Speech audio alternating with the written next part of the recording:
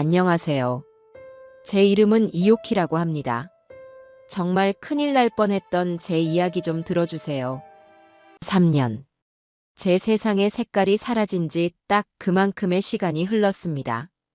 네모난 병실의 흰 벽과 푸른색 시트, 그리고 소독약 냄새가 제 하루의 전부였어요.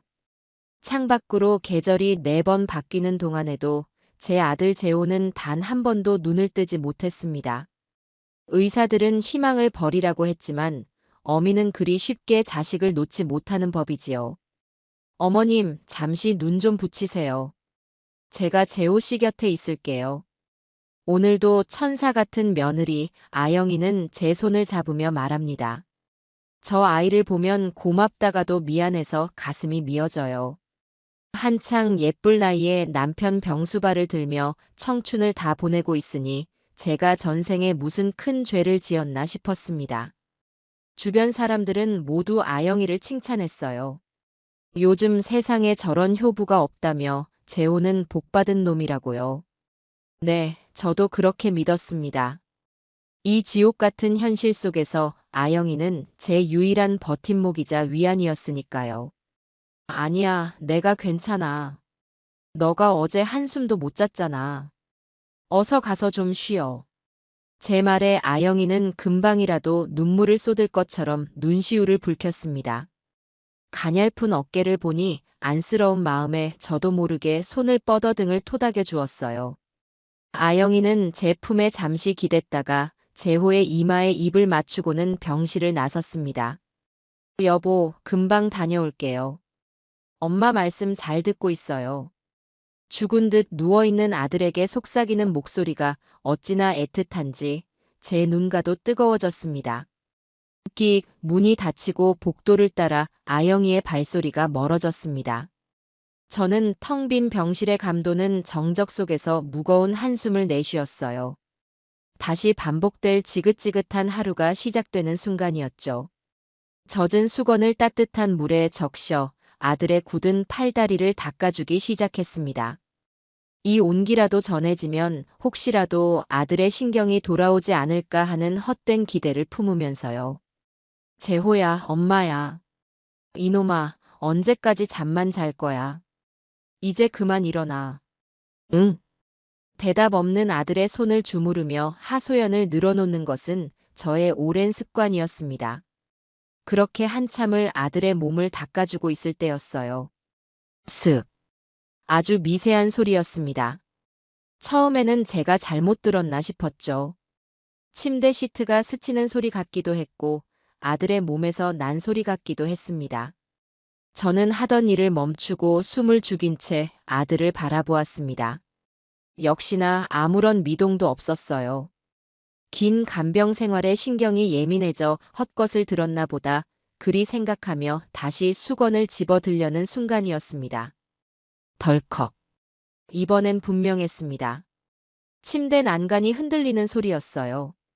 제 심장이 발밑으로 쿵 하고 떨어지는 것 같았습니다. 천천히 고개를 들자 제 눈앞에 믿을 수 없는 광경이 펼쳐지고 있었습니다. 죽은 사람처럼 누워만 있던 아들, 재호가 아주 천천히 상체를 일으켜 앉고 있었습니다. 삐걱거리는 기계처럼 힘겨운 움직임이었지만 그것은 분명 자신의 의지로 몸을 움직이는 것이었어요. 제 재호야? 목소리가 제대로 나오지 않았습니다.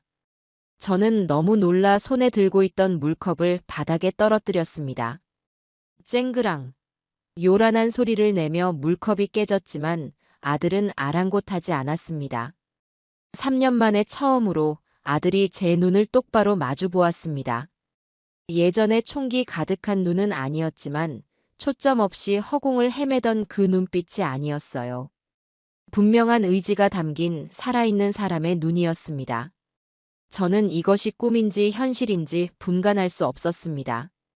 혹시 내가 너무 힘들어 헛것을 보는 건가 싶어 제 볼을 세게 꼬집어 보았어요. 아릿한 통증이 느껴졌습니다. 꿈이 아니었어요. 제 아들이, 정말로 제 아들이 깨어난 겁니다. 엄마. 아들의 입에서 나온 3년 만의 첫 마디였습니다. 목이 완전히 잠겨 갈라지는 소리였지만 세상 그 어떤 소리보다 또렷하게 제 귀에 박혔습니다. 눈물이 왈칵 쏟아졌습니다. 의사가 기적은 없다고 했을 때도, 주변에서 이제 그만 포기하라고 했을 때도 꿋꿋하게 버텼는데 아들의 목소리 한마디에 그 모든 서름이 한꺼번에 터져 나왔어요. 그래, 아들. 엄마야.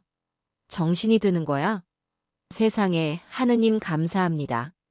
저는 아들에게 달려가 부서져라 끌어안고 오열했습니다. 하지만 아들은 저를 마주 안아주지 않았어요. 오히려 제 어깨를 살짝 밀어내며 다급하게 주변을 두리번거렸습니다.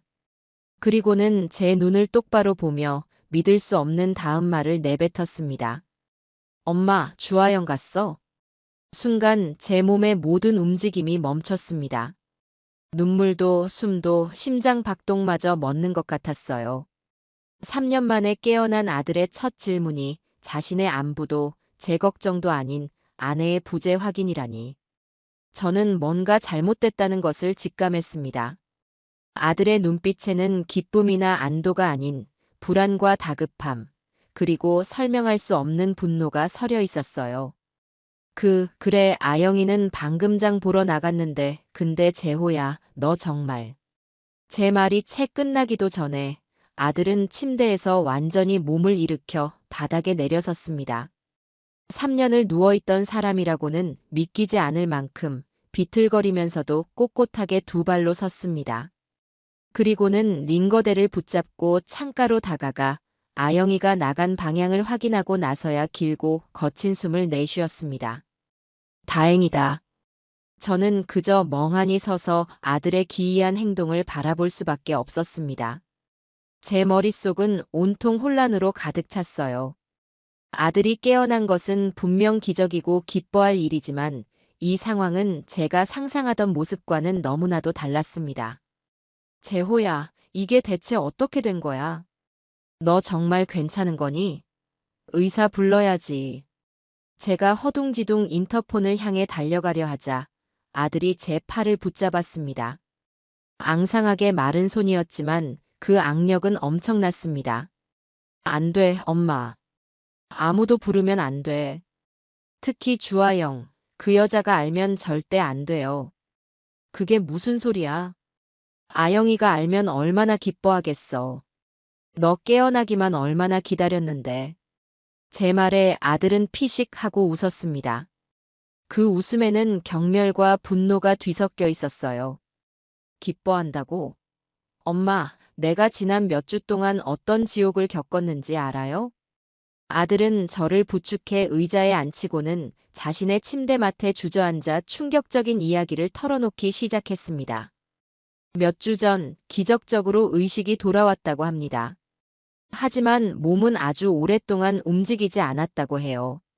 소리는 들리고 주변 상황도 모두 인지할 수 있었지만 눈꺼풀 하나조차 제 마음대로 움직일 수 없는 살아있는 관 속에 갇힌 것과 같은 상태였다고요. 처음엔 그냥 기다렸어. 몸이 곧 움직일 거라고, 곧 엄마랑 아영이한테 내가 돌아왔다고 말할 수 있을 거라고 믿었어요. 하지만 아들이 침대 위에서 들은 것은 희망이 아닌 절망이었습니다.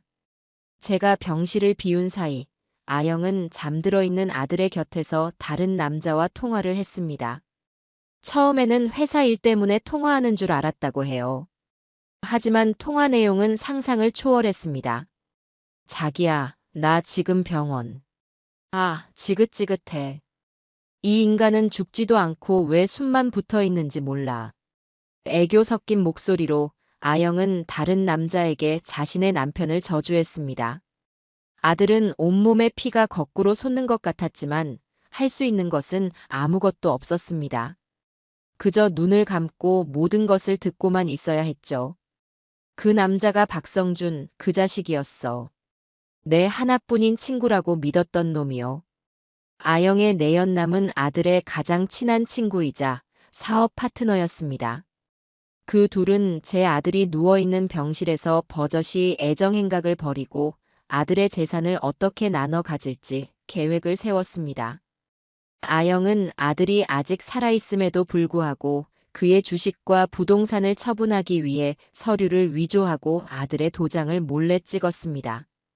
힘없이 축 늘어진 아들의 손을 잡고 마치 물건처럼 다루면서요.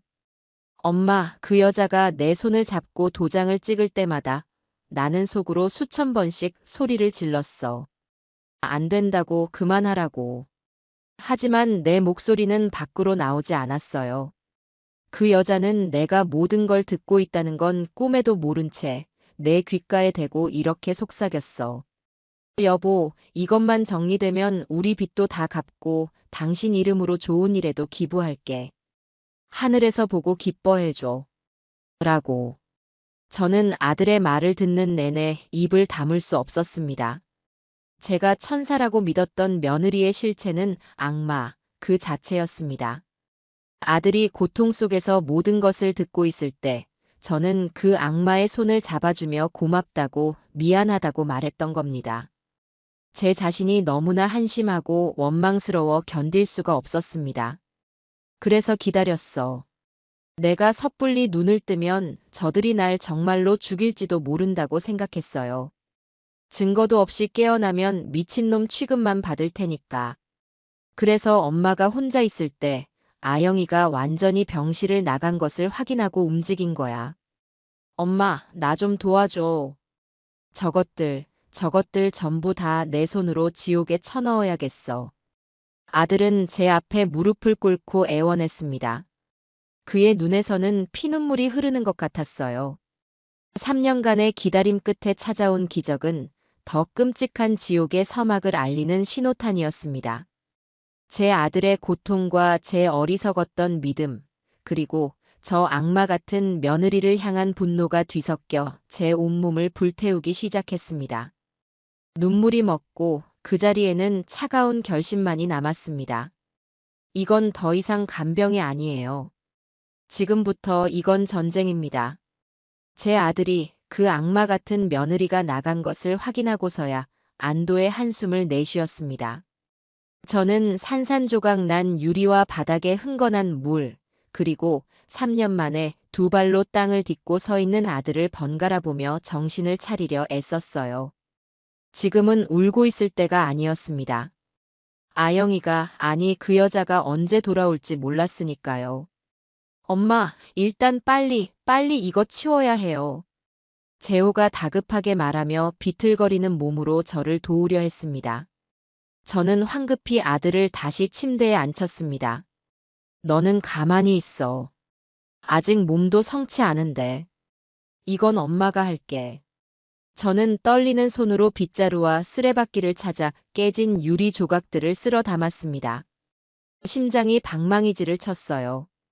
아들이 깨어났다는 기쁨보다 이 끔찍한 비밀을 지켜야 한다는 공포가 더 크게 저를 짓눌렀습니다. 제가 바닥을 닦는 동안 재호는 다시 환자복을 갈아입고 침대에 누워 조금 전과는 비교도 할 수 없을 만큼 완벽한 식물인간의 모습으로 돌아갔습니다. 저 소름 끼치는 재능이 지난 몇 주간 아들을 지켜준 방패였을 거라고 생각하니 기가 막혔죠. 엄마, 나 괜찮아 보여요? 조금 전이랑 똑같아? 그래, 똑같다, 아주. 누가 봐도 3년 내내 누워만 있던 사람 같아.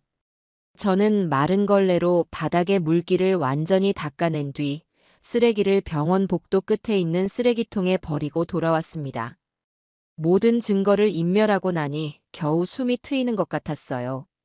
저는 재호의 침대 옆 의자에 주저앉아 아들의 얼굴을 가만히 들여다보았습니다. 두 눈을 감고 미동도 없는 모습. 하지만 이제 저는 압니다. 저 굳게 닫힌 눈꺼풀 뒤에서 아들의 의식은 그 어느 때보다 또렷하게 살아 숨쉬고 있다는 것을요. 재호야, 앞으로 어떻게 해야 할까? 저것들을 어떻게. 차마 말을 잇지 못하고 입술만 깨물었습니다. 분노가 치밀어 올라 목이 메어왔어요. 그때 아들의 손가락이 제 손등을 2번 톡톡 하고 두드렸습니다. 이게 무슨. 엄마, 내가 말 못할 때 1번은 응, 2번은 아니 그렇게 알아들어요. 아들은 입모양으로만 소리 없이 말했습니다. 저는 고개를 끄덕였어요. 우리만의 비밀 신호가 생긴 겁니다. 그때부터 우리는 소리 없는 대화를 나누기 시작했습니다. 아들은 지난 몇 주간 들었던 아영과 박성준의 대화를 하나도 빼놓지 않고 제게 알려주었습니다. 그들은 재호 명의의 증권 계좌를 해지해 현금화하고 강남에 있는 아파트를 처분할 계획을 세우고 있었습니다. 심지어 재호의 사망보험금 수령 시기를 앞당길 수 없는지 변호사에게 자문까지 구했다고 해요. 기가 막힌 것은 그 모든 계획을 세우는 장소가 바로 이 병실, 재호의 침대 옆이었다는 겁니다. 아영이는 마치 제가 식물인간 아들에게 일상을 이야기하듯 내연남에게 재산을 빼돌린 계획을 태연하게 속삭였습니다. 그 여자에게 재호는 이미 살아있는 사람이 아니었던 거죠. 그저 돈이 나오는 기계, 자신들의 미래를 위한 걸림돌에 불과했습니다. 이야기를 듣는 내내 저는 몇 번이나 주먹을 불끈 쥐었습니다. 당장이라도 아영이의 머리채를 잡고 이 모든 사실을 추궁하고 싶었지만 그럴 수 없었습니다. 재호의 말이 맞았어요. 아무 증거 없이 우리가 먼저 움직인다면 오히려 저들이 우리를 정신 이상자로 몰아갈 것이 뻔했습니다.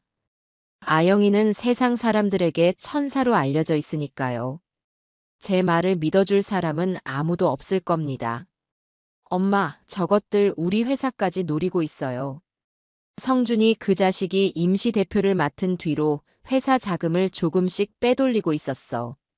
내가 모든 걸 듣고 있었어요. 재호의 입모양을 읽으며 저는 또 한 번 절망했습니다. 재호의 회사는 남편이 평생을 바쳐 일군 우리 가족의 모든 것이었습니다. 그걸 아들의 가장 친한 친구라는 놈이 며느리와 짜고 통째로 삼키려 하고 있었던 겁니다. 증거를 잡아야 해. 놈들이 나누는 대화를 녹음이라도 해야. 제가 중얼거리자 재호의 손가락이 제 손등을 한번 톡 하고 쳤습니다. 응이라는 뜻이었죠. 바로 그때였습니다. 복도에서 또각또각 익숙한 구두 소리가 들려왔습니다. 아영이었습니다. 재호는 반사적으로 눈을 감고 숨소리마저 죽였습니다. 저 역시 표정을 갈무리하고 피곤하고 수심 가득한 시어머니의 얼굴로 돌아가야만 했어요. 끽. 문이 열리고 아영이가 장바구니를 들고 들어왔습니다. 어머님, 저 왔어요. 과일 좀 사왔는데 깎아드릴까요? 환하게 웃는 얼굴. 자상한 목소리. 저는 저가면 뒤에 숨겨진 악마의 얼굴을 알기에 속이 울렁거리는 것을 억지로 참아야 했습니다. 만약 재호가 깨어나지 않았다면 저는 평생 저 얼굴에 속아 모든 것을 내주고 말았을 겁니다. 아니다, 힘들 텐데 그냥 둬. 너도 좀 앉아. 저는 아무것도 모르는 척 평소처럼 아영이를 대했습니다. 손끝 하나까지 연기해야 했어요. 아영이는 제 옆에 앉아 재호의 얼굴을 물끄러미 바라보았습니다. 우리 여보, 오늘은 좀 어때요? 얼굴색이 어제보다 좋은 것 같기도 하고, 어머님, 재호 씨 뭐 다른 변화는 없었죠? 아영이의 눈이 저를 향했습니다. 그 눈에는 의심이나 경계가 아닌 순수한 궁금증이 담겨 있었어요. 저는 그 뻔뻔함에 치가 떨렸지만 애써 태연한 표정을 지으며 고개를 저었습니다. 늘 똑같지 뭐. 방금도 팔다리 주물러 줬는데 아무 반응도 없고 그래도 우리는 희망을 버리면 안 되지. 제 대답에 아영이는 안심한 듯 희미하게 미소를 지었습니다. 그리고는 보란 듯이 재호의 손을 잡고 자신의 뺨에 가져다 대며 말했어요. 여보, 듣고 있어요? 나랑 어머님이 당신 얼마나 기다리는지 알죠? 얼른 일어나야지. 응. 그 손길이 닿는 순간 저는 재호의 다른 쪽 손이 이불 밑에서 미세하게 경련하는 것을 느꼈습니다. 끓어오르는 분노를 억누르고 있는 것이겠죠. 저 역시 마찬가지였습니다. 저 여자의 손목을 부러뜨리고 싶은 충동을 참기 위해 입술을 깨물어야만 했어요. 그날 오후 예상했던 손님이 찾아왔습니다. 박성준이었습니다. 그는 걱정스러운 표정을 하고 병실에 들어섰습니다. 손에는 고급 과일 바구니가 들려 있었죠. 어머님, 재호는 좀 어떻습니까? 왔나? 늘 똑같지. 자네도 바쁠 텐데 이렇게 매번 찾아와주고 정말 고맙네. 저는 속의 것과 전혀 다른 말을 내뱉으며 그를 맞았습니다. 박성준은 제게 인사를 하고는 자연스럽게 재호의 침대 옆으로 다가갔습니다. 아영이는 기다렸다는 듯이 그의 팔짱을 끼며 말했어요. 성준 씨, 와줘서 고마워요. 당신이라도 이렇게 와주니까 내가 얼마나 힘이 되는지 몰라. 무슨 소리야? 재호는 내 친구인데 당연히 와야지. 그들은 제 앞에서도 스스럼 없이 서로에게 의지하는 모습을 보였습니다. 아마 친구의 아내를 챙기는 의리 있는 친구와 남편의 친구에게서 위로를 받는 가여운 아내를 연기하고 있었겠죠. 저는 그들의 역겨운 연극을 지켜보며 생각했습니다. 너희들 마음껏 즐겨둬라. 그 무대가 너희의 무덤이 될 테니. 저는 두 사람에게 자리를 비켜주어야 했습니다. 그들이 본색을 드러내게 만들 기회였으니까요. 내가 잠시 바람 좀 쐬고 올게. 둘이서 재호 곁 좀 지키고 있게. 네, 어머님. 걱정 마시고 천천히 다녀오세요. 아영이는 세상에서 가장 상냥한 목소리로 대답했습니다. 저는 병실을 나와 문을 닫는 척하며 아주 살짝 문틈을 남겨두었습니다. 그리고는 그 틈에 귀를 바짝 갖다 대었죠. 심장이 미친 듯이 뛰기 시작했습니다. 어머니 나가셨어? 박성준의 목소리였습니다. 톤부터가 완전히 달라져 있었어요. 응, 갔어. 아, 답답해 죽는 줄 알았네. 아영이가 투덜거리는 소리가 들렸습니다. 그리고는 쪽하는 소리와 함께 두 사람의 웃음소리가 새어나왔습니다. 제 손이 부들부들 떨렸습니다. 아들이 누워있는 바로 그 병실에서 저들은 입을 맞추고 있었습니다. 서류는 어떻게 됐어? 오늘 은행 간다고 했잖아. 걱정 마. 시어머니 인감까지 받아서 완벽하게 처리했어. 제호증권 계좌에 있던 거 전부 현금으로 바꿨고 다음 주에는 강남 아파트 매매 계약서에 도장만 찍으면 돼. 이제 진짜 우리 돈이야. 잘했어. 역시 넌 똑똑해. 회사 자금도 이번 주 안에 정리될 거야. 우리가 그 돈 가지고 해외로 뜨면 아무도 못 찾아. 근데 저 인간은 언제까지 저러고 있을까? 솔직히 좀 불안하지 않아? 갑자기 벌떡 일어나면 어떡해. 아영이의 목소리에는 짜증과 불안이 섞여 있었습니다. 그 말을 듣는 순간 저는 온몸에 털이 곤두서는 것 같았어요. 괜찮아. 의사도 가망 없다고 했잖아. 설령 깨어난다고 해도 3년이나 누워있던 놈이 뭘 하겠어. 기억이나 제대로 하겠어? 걱정 말고 이리 와봐. 오랜만에 얼굴 보는데 뽀뽀나 한번 하자. 박성준의 능글맞은 목소리가 들리고 또다시 두 사람의 역겨운 소리가 문틈으로 새어나왔습니다. 저는 더 이상 듣고 있을 수가 없었습니다. 조용히 그 자리를 떠나 병원 옥상으로 올라갔습니다. 차가운 바람을 맞지 않으면 당장이라도 병실 문을 박차고 들어가 저것들을 갈기갈기 찢어버릴 것 같았거든요. 옥상 난간을 붙잡고 가쁜 숨을 몰아쉬었습니다. 제 아들이 저런 인간들에게 모든 것을 빼앗기고 있었습니다. 재산뿐만 아니라 아내와 친구, 그리고 인간으로서의 존엄성까지 전부 다요. 안 돼. 이렇게 당하고만 있을 수는 없어요. 저는 주머니에서 휴대폰을 꺼내 단축번호를 눌렀습니다. 몇 번의 신호음이 가고 익숙한 목소리가 들려왔습니다. 오키 동생. 웬일이야? 같은 아파트 라인에 사는 고미자 언니였습니다. 전직 형사였다는 소문도 있고 동네 부녀회장을 맡고 있어 발이 넓고 정보가 빠른 분이었죠. 무엇보다 의리를 목숨처럼 여기는 사람이었습니다. 언니, 저 좀 만나주세요. 아주 급한 일이에요. 제 목숨이 달린 일일지도 몰라요. 제 목소리가 너무나 절박했던 탓일까요? 고미자 언니는 아무것도 묻지 않고 단 한마디만 했습니다. 알았어. 30분 뒤에 언니 집으로 와. 문 열어놓을게.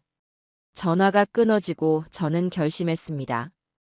이 전쟁, 이제 혼자서는 할 수 없습니다. 제게는 저 악마들을 상대할 유능한 장수가 필요했습니다.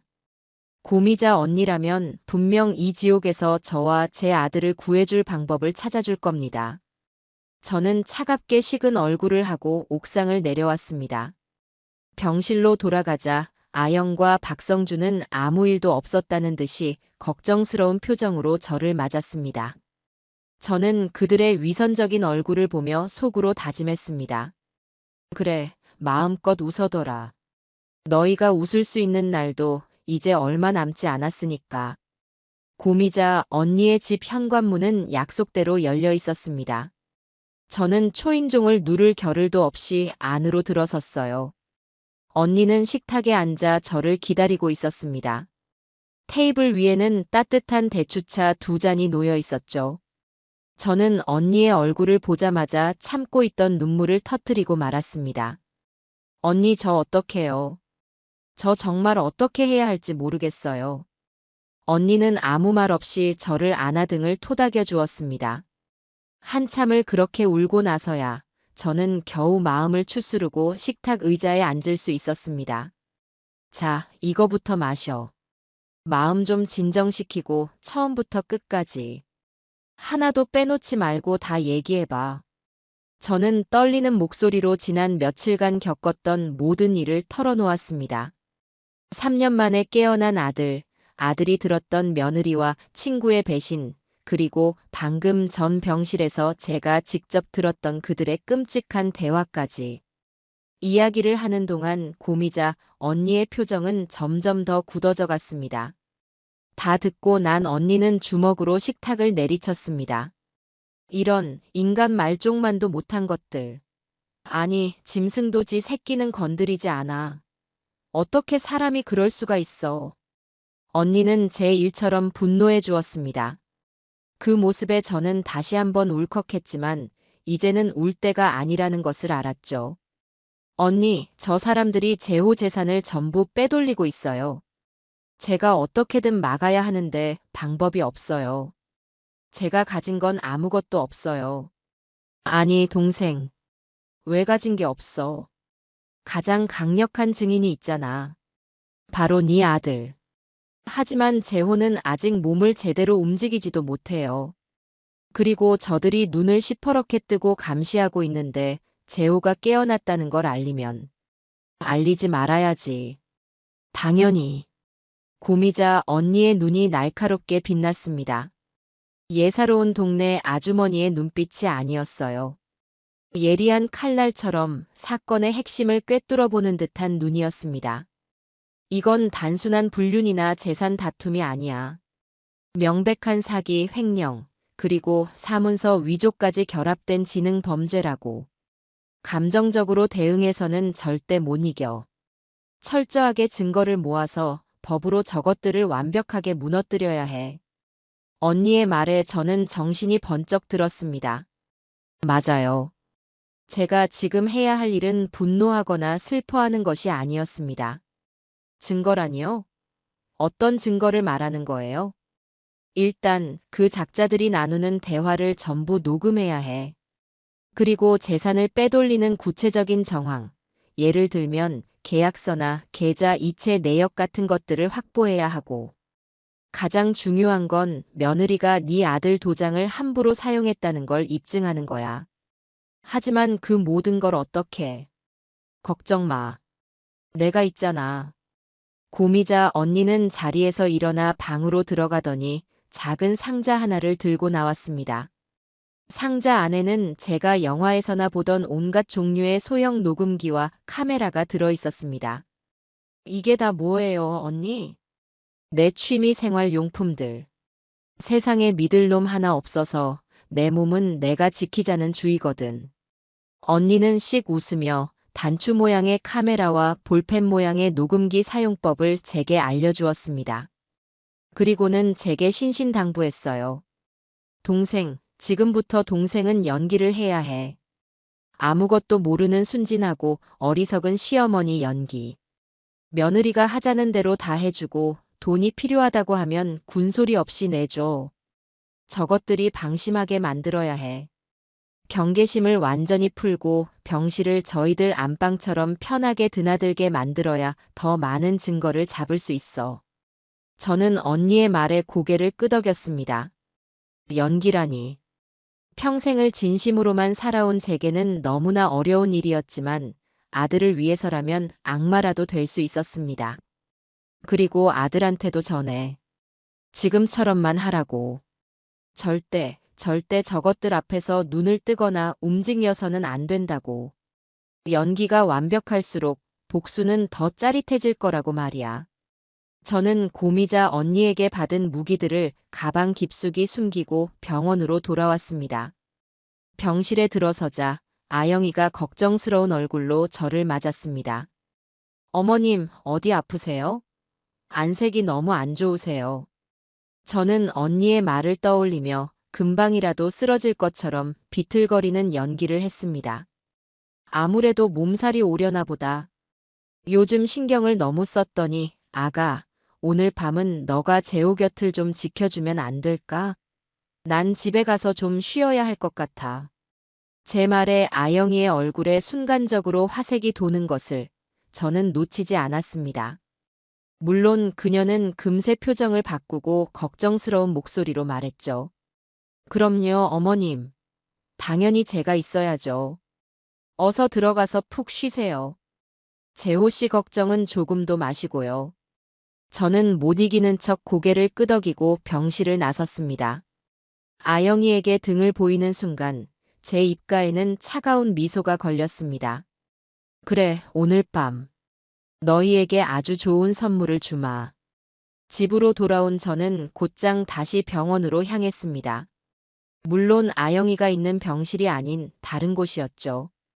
저는 미리 알아둔 병원 내 24시간 카페로 들어가 창가 구석에 자리를 잡았습니다. 그곳에서는 재호가 입원한 병동 건물이 한눈에 보였어요. 밤이 깊어지자 예상대로 박성준이 병동 안으로 들어가는 것이 보였습니다. 저는 가방에서 작은 수신기 하나를 꺼내 이어폰을 꼈습니다. 고미자 언니가 준 것이었죠. 제가 병실을 나오기 전 재호의 침대 밑과 병실 안 화분 뒤에 몰래 설치해둔 녹음기에서 보내오는 신호를 잡는 장치였습니다. 자기야 왔어? 이어폰을 통해 아영이의 들뜬 목소리가 들려왔습니다. 어머니는 가셨고, 응, 몸이 안 좋다고 집에 갔어. 오늘 밤은 우리 세상이야. 두 사람은 키득거리며 웃었습니다. 저는 주먹을 꽉 쥐고 이어폰에서 들려오는 소리에 모든 신경을 집중했습니다. 그들은 와인까지 마시며 자축하고 있었습니다. 이것 봐. 오늘 은행에서 찾은 돈이야. 5억. 네 친구 통장에 이렇게 많은 돈이 있었는지 몰랐지? 박성준이 감탄하며 말했습니다. 아영이는 자랑스럽게 대답했죠. 이건 시작에 불과해. 다음 주에 아파트까지 팔리면 20억은 더 들어와. 그걸로 우리 실컷 놀다가 나중에 작은 사업이라도 하면서 살자. 좋지. 근데 회사 돈은 어떻게 할 거야? 그것까지 손 떼면 너무 위험하지 않아? 걱정 마. 너가 임시 대표잖아. 네가 결제하면 그만이지. 비자금 조성해서 빼돌리면 아무도 몰라. 그리고 이 인간 어차피 곧 죽을 텐데 누가 확인하겠어. 아영이는 아무렇지 않게 제 아들의 죽음을 입에 올렸습니다. 저는 입술을 깨물다 못해 피맛이 느껴지는 것 같았어요. 그나저나 저 인간 진짜 안 깨어나겠지? 가끔 보면 불안하다니까. 의사 말 못 들었어? 뇌 기능이 거의 정지 상태래. 그냥 숨만 붙어 있는 식물이야, 식물. 괜히 걱정하지 마. 자, 우리 미래를 위해서 건배. 그래, 건배. 두 사람의 와인잔이 부딪히는 소리가 제 귀를 날카롭게 파고들었습니다. 저는 이 모든 대화를 녹음하고 있다는 사실에 안도하면서도 심장이 갈기갈기 찢어지는 고통을 느껴야 했습니다. 그날 밤, 저는 뜬 눈으로 밤을 새웠습니다. 이어폰 너머로 들려오는 두 사람의 역겨운 대화와 웃음소리를 들으며 제 분노는 칼날처럼 날카로워졌습니다. 다음 날 아침, 저는 아무 일도 없었다는 듯이 병실로 돌아갔습니다. 밤새 정사를 나눈 듯 피곤한 기색의 아영이는 제게 뻔뻔하게 거짓말을 했습니다. 어머님, 밤새 재호 씨 곁에서 한숨도 못 잤어요. 혹시라도 무슨 일 생길까 봐요. 저는 그 가증스러운 얼굴에 대고 미소를 지어주었습니다. 고생했다, 아가. 정말 고생했어. 아영이가 자리를 비운 사이 저는 재호에게 다가가 이불 밑으로 손을 넣었습니다. 그리고 우리만의 신호로 물었죠. 밤새 괜찮았니? 재호는 아무런 반응이 없었습니다. 대신 그의 눈가에서 눈물 한 방울이 흘러내리는 것을 보았습니다. 움직이지 못하는 몸에 갇혀 아내와 친구의 배신을 온몸으로 감내해야 했던 아들의 고통이 제게도 고스란히 전해졌습니다. 저는 아들의 눈물을 닦아주며 속삭였습니다. 조금만 더 참아, 아들. 엄마가 저것들 반드시 네 발밑에 무릎 꿇게 만들어줄게. 그날 오후 저는 병실에 설치했던 녹음기와 카메라를 수거했습니다. 그리고는 곧장 고미자 언니의 집으로 향했죠. 우리가 확보한 첫 번째 증거였습니다. 아주 잘했어, 동생. 이것만 있어도 저것들 사회적으로 매장하는 건 시간 문제야. 언니는 녹음된 내용을 듣고 혀를 찼습니다. 하지만 이걸로는 부족하다고 했어요. 이건 정황 증거일 뿐이야. 법정에서는 더 확실한 게 필요해. 놈들이 돈을 빼돌린 구체적인 물증. 즉, 돈의 흐름을 잡아야 해. 돈의 흐름이요? 그래. 아영이가 네 아들 계좌에서 돈을 빼내서 어디로 옮겼는지. 그 흐름을 쫓아가면 저것들이 숨겨놓은 비자금 계좌를 찾아낼 수 있어. 그것만 찾으면 게임 끝이야. 하지만 은행 계좌를 저희가 어떻게 들여다볼 수 있을까요? 아영이는 이미 재호의 법적 대리인 행세를 하고 있었습니다. 저희가 은행에 가서 정보를 요구해봤자 문전박대당할 것이 뻔했죠. 방법이 아주 없는 건 아니야. 고미자 언니는 의미심장한 미소를 지었습니다. 내 전직이 뭐라고 했지, 동생? 형사요. 그래. 경찰에게는 합법적으로 계좌를 추적할 수 있는 권한이 있지. 물론 지금은 내가 경찰이 아니지만 나한테는 아직 빚진 사람이 좀 있거든. 언니는 어딘가로 전화를 걸었습니다. 저는 언니의 통화를 들으며 희망의 빛을 보았습니다.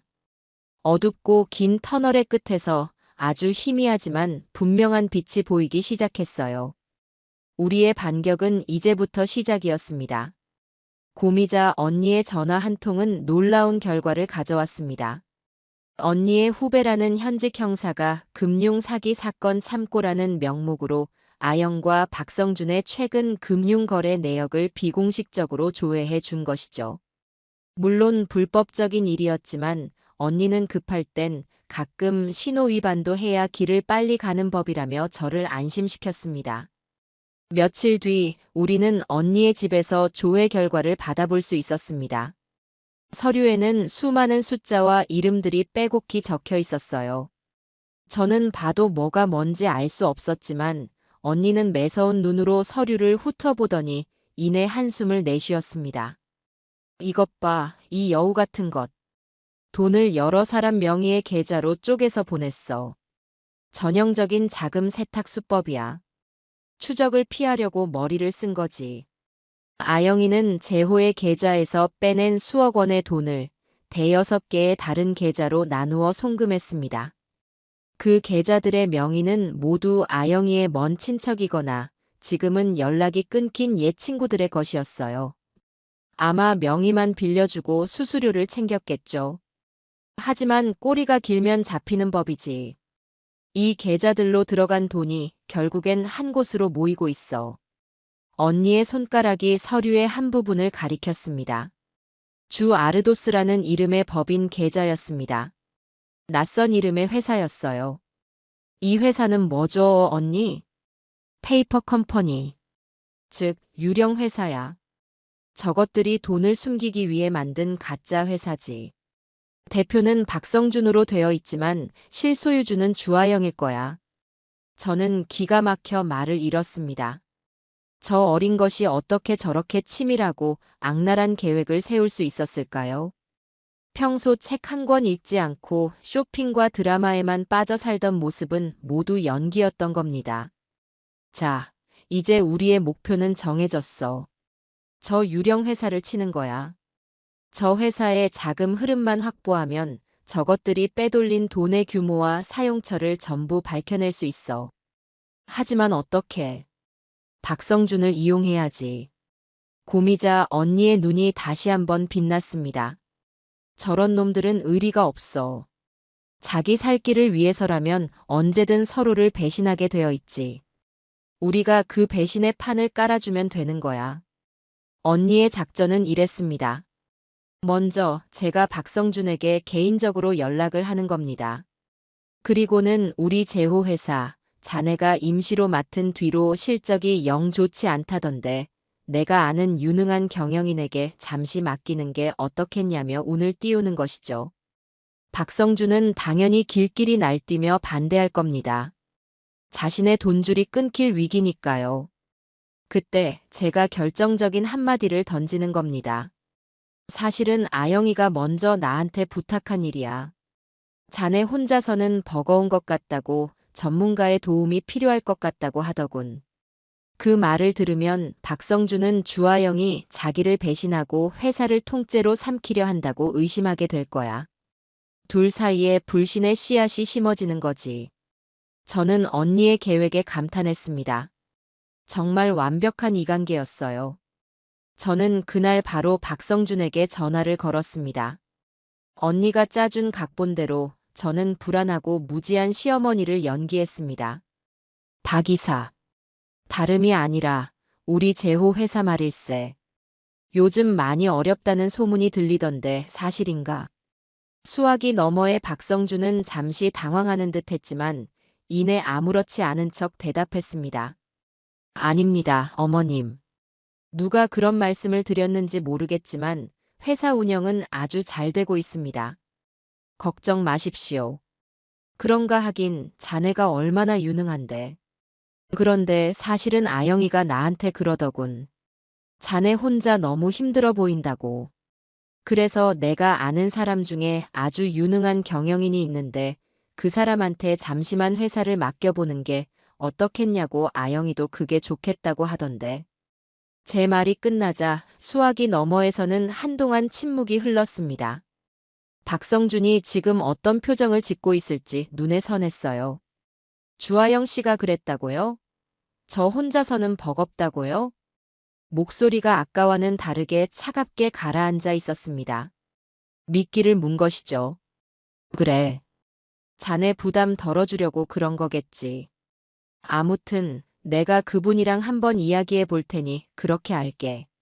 저는 제 말만 하고 전화를 끊어버렸습니다. 이제 박성준의 머릿속은 온통 주하영에 대한 의심과 배신감으로 가득 차 있을 겁니다. 작전은 정확히 맞아떨어졌습니다. 그날 밤 병실에 설치된 녹음기를 통해 두 사람이 격렬하게 다투는 소리가 들려왔습니다. 너 대체 무슨 꿍꿍이야? 어머니한테 경영인을 새로 구하겠다고 말했다며? 이제 와서 나를 버리고 회사를 혼자 먹겠다 이거야? 무슨 소리야? 난 그런 말 한 적 없어. 어머님이 갑자기 그런 말씀을 하시길래 나도 얼마나 놀랐는데. 시치미 떼지 마. 내가 모를 줄 알아? 너 처음부터 나를 이용만 하고 돈만 챙기면 버릴 생각이었지? 너야말로 제호 돈만 보고 나한테 접근한 거 아니었어? 서로를 향한 욕설과 비난이 오갔습니다. 견고해 보였던 그들의 범죄 동맹에 균열이 가기 시작한 겁니다. 저는 녹음 내용을 들으며 통쾌함에 미소를 지었습니다. 며칠 뒤 고미자 언니는 다음 작전을 개시했습니다. 이번에는 지인을 통해 박성준에게 익명으로 서류 봉투 하나를 전달하게 했습니다. 봉투 안에는 박성준이 아영 몰래 다른 여자와 호텔에 드나드는 사진 몇 장과 그 그가 회사 자금을 추가로 횡령하여 개인적인 용도로 사용한 내역이 담긴 서류가 들어 있었습니다. 물론 서류는 언니가 그럴싸하게 꾸민 가짜였죠. 봉투와 함께 전달된 메모에는 이렇게 적혀 있었습니다. 주하영이 시킨 일이오. 당신 뒤를 캐서 꼬리가 잡히면 혼자 모든 걸 뒤집어 씌우고 빠져나갈 준비를 하고 있더군. 이쯤에서 발 빼는 게 좋을 거요. 그녀는 당신 생각보다 훨씬 더 무서운 여자니까. 이것으로 확인 사살이었습니다. 박성준은 이제 주하영이 자신을 배신하고 모든 죄를 뒤집어 씌우려 한다고 확신하게 될 겁니다. 궁지에 몰린 쥐는 무슨 짓을 할지 모르죠. 예상대로 박성준에게서 연락이 온 것은 바로 다음 날이었습니다. 그는 제게 만나자고 했습니다. 저는 언니와 함께 약속 장소인 호텔 카페로 나갔습니다. 며칠 사이에 얼굴이 반쪽이 된 박성준은 초조하게 다리를 떨며 저희를 기다리고 있었습니다. 어머님 드릴 말씀이 있습니다. 저는 아무것도 모른다는 표정으로 물었습니다. 무슨 일인데 그러나? 회사에 무슨 문제라도 생겼나? 박성준은 잠시 망설이더니 결심한 듯 입을 열었습니다. 사실은 주하영 씨가 그동안 저를 이용해서 회사 자금을 빼돌리고 있었습니다. 뻔뻔하게도 모든 죄를 아영에게 뒤집어 씌우기 시작했습니다. 자신은 아영의 협박에 못 이겨 어쩔 수 없이 따른 피해자라는 것이었죠. 저는 속으로 코웃음을 쳤지만 겉으로는 충격받은 연기를 했습니다. 뭐라고? 그게 정말인가? 아영이가 그런 짓을? 네. 저는 이제라도 모든 것을 바로잡고 싶습니다. 어머님, 제가 아는 모든 것을 말씀드릴 테니 제발 저를 선처해 주십시오. 박성준은 제 앞에 고개를 숙였습니다. 고미자 언니는 그런 그를 한심하다는 듯이 쳐다보며 말했습니다. 선처라 그럼 네가 뭘 할 수 있는지 먼저 보여줘야지. 주하영이 빼돌린 돈이 들어있는 그 유령 회사, 아르도스의 모든 내부 자료를 우리한테 넘겨. 그럼 정상 참작 정도는 고려해보지. 언니의 입에서 아르도스라는 이름이 나오자 박성준의 눈이 크게 흔들렸습니다. 저희가 모든 것을 알고 있다는 사실에 경악한 것이겠죠. 그는 잠시 고민하더니 결국 고개를 끄덕였습니다. 알겠습니다. 내일 바로 넘겨드리겠습니다. 다음 날 박성준은 약속대로 USB 하나를 제게 건넸습니다. USB 안에는 아르도스의 설립 서류부터 시작해 그동안의 모든 자금 입출금 내역과 장부가 고스란히 담겨 있었습니다. 아영과 박성준이 제 아들의 돈으로 얼마나 호의호식하며 법망을 교묘하게 빠져나가려 했는지 그 모든 증거가 담겨 있었죠. 이제 모든 증거는 모였습니다. 대화 녹음 파일, 돈의 흐름을 증명하는 계좌 내역, 그리고 범죄의 몸통인 유령 회사의 내부 자료까지. 이제 남은 것은 저 악마 같은 며느리의 숨통을 끊어놓을 마지막 무대를 준비하는 것뿐이었습니다. 저는 그날 밤 병실에 누워있는 재호의 손을 잡고 속삭였습니다. 아들, 이제 곧 끝이야. 너를 지옥으로 몰아넣었던 저것들에게 똑같은 지옥을 선물해 줄게. 아주 조금만 더 기다려. 재호의 손가락이 제 손등을 한번 톡 하고 쳤습니다. 그 어느 때보다 강하고 단단한 신호였습니다. 우리의 길고 길었던 연극이 이제 곧 클라이맥스를 향해 달려가고 있었습니다. 박성준이 건넨 USB는 판도라의 상자였습니다. 고미자 언니의 노트북에 그것을 연결하고 파일을 열었을 때 저는 제 눈을 의심해야 했어요. 그 안에는 단순한 입출금 내역만 들어있는 것이 아니었습니다. 아영과 박성준 두 사람이 얼마나 치밀하고 악랄하게 제 아들과 회사를 무너뜨리려 했는지 그 모든 과정이 담긴 범죄의 연대기나 다름없었죠. 주 아르도스라는 유령 회사는 설립부터 철저히 자금 세탁을 목적으로 만들어졌습니다. 서류상으로는 해외 명품을 수입하는 무역회사로 꾸며져 있었지만 실제로는 단 한 건의 거래도 존재하지 않았어요. 오직 재호의 개인 계좌와 회사 법인 계좌에서 흘러나온 돈이 그곳으로 모이고 있었을 뿐입니다. 파일 속에는 가짜 수입 신고서와 허위 거래 명세서까지 완벽하게 구비되어 있었습니다. 만약 누군가 의심을 품고 들여다보더라도 정상적인 회사처럼 보이게 하려는 속셈이었죠. 이것들 봐라. 완전 전문가 솜씨인데? 박성준, 그놈이 이런 데는 머리가 비상하게 돌아갔나 보군. 고미자 언니가 혀를 차며 말했습니다. 돈은 아르도스 계좌로 들어온 뒤 다시 여러 단계의 세탁 과정을 거쳤습니다. 주식에 투자되었다가 금세 현금화되고 달러로 환전되었다가 다시 원화로 바뀌는 등 돈의 출처를 흐리기 위한 온갖 교묘한 방법이 동원되었어요. 그리고 그 돈의 최종 목적지는 주아영의 어머니, 즉 제 사돈 명의로 된 해외 부동산 투자 계좌였습니다. 아마 아영이는 모든 일이 끝나면 그 돈을 가지고 해외로 도피해 어머니와 함께 새로운 인생을 살 계획이었겠지요. 제 아들의 피눈물 위에서 말입니다. 가장 저를 경악하게 한 것은 회사 구조조정 계획안이라는 이름의 파일이었습니다. 그 안에는 재호를 법적으로 사망 처리한 뒤 회사를 부실기업으로 만들어 헐값에 매각하려는 시나리오가 담겨 있었습니다. 매각 대상자는 박성준이 미리 섭외해 둔 다른 유령 회사였고 결국 회사는 이름만 바뀐 채 고스란히 박성준의 손에 넘어가게 되는 구조였어요. 그 과정에서 수십 년간 우리 남편과 아들을 믿고 따랐던 직원들은 모두 길거리로 나앉게 될 운명이었습니다. 이게만도 못한 놈. 저는 저도 모르게 욕설을 내뱉었습니다. 아들의 재산만으로는 만족하지 못하고 수많은 사람들의 밥줄까지 끊어놓으려 했던 겁니다. 그들의 탐욕에는 끝이 없었습니다. 동생, 이제 이걸 어떻게 써먹을지 결정해야 해. 당장 경찰에 넘길 수도 있지만 그랬다간 저것들이 꼬리 자르고 빠져나갈 구멍을 만들지도 몰라. 특히 주아영, 그 여우 같은 것은 박성준에게 모든 걸 떠넘기고 자신은 피해자인 척 연기할 가능성이 높아. 언니의 말이 맞았습니다. 우리는 저 두 사람이 서로를 물어뜯으며 함께하게 만들어야 했습니다.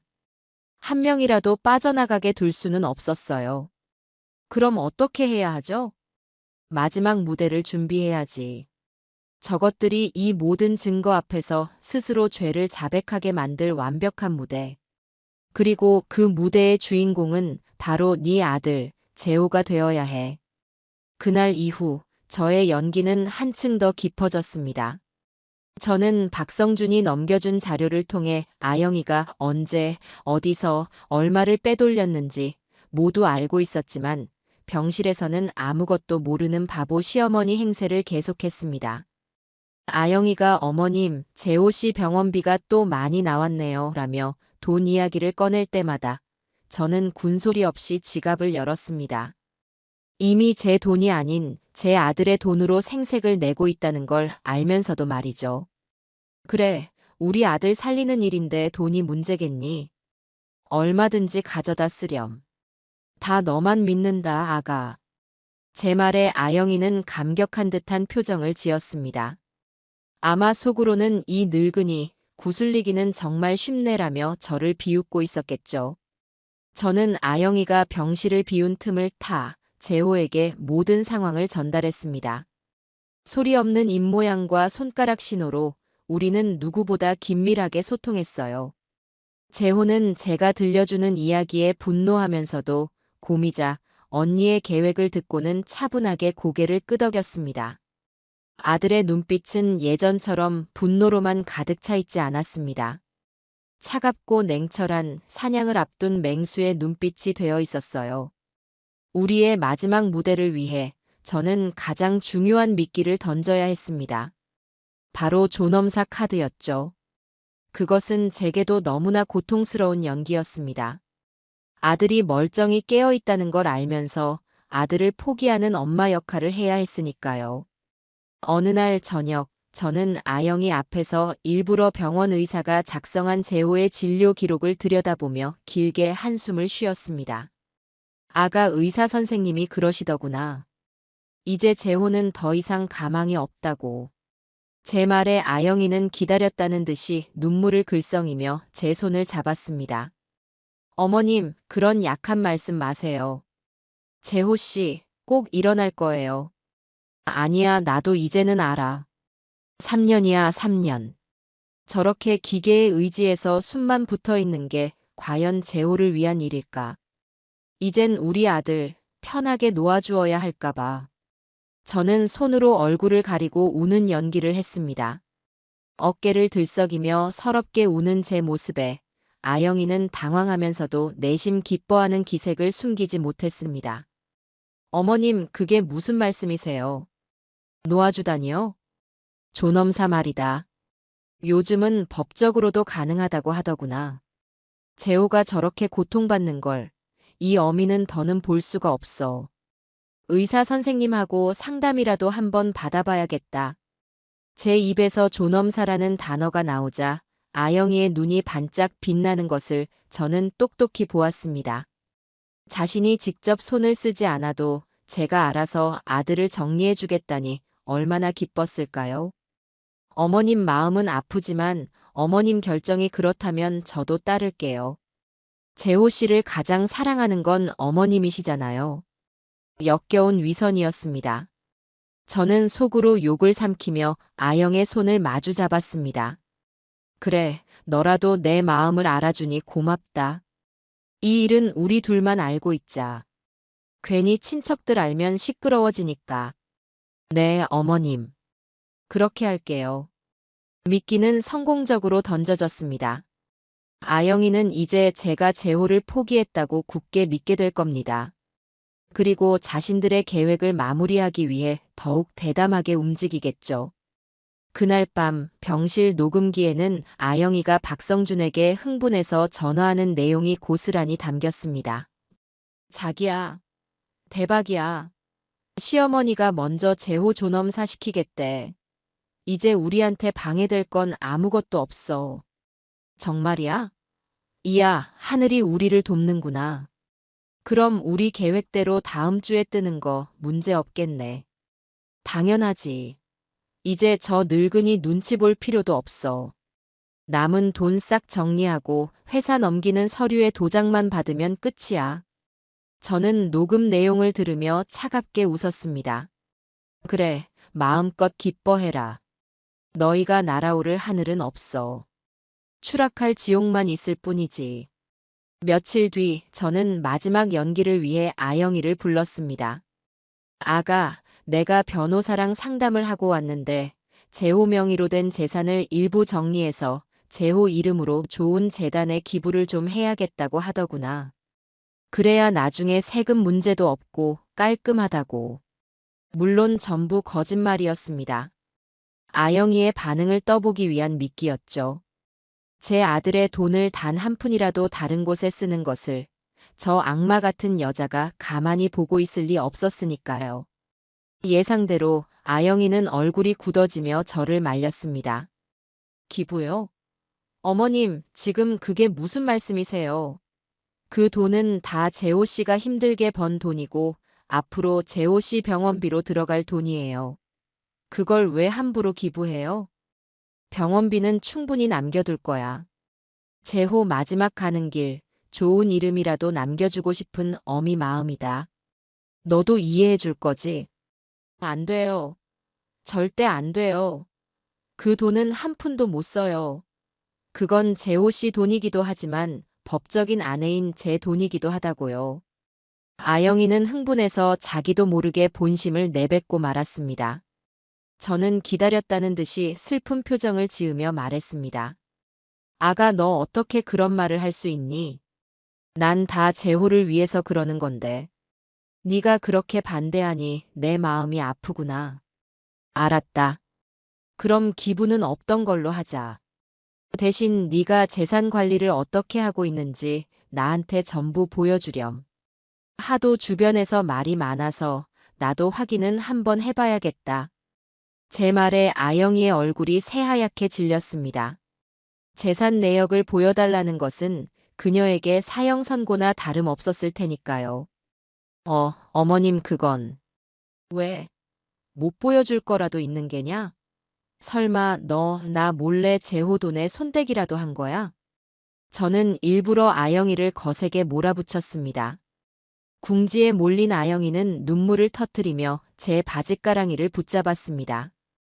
어머님, 아니에요. 오해세요.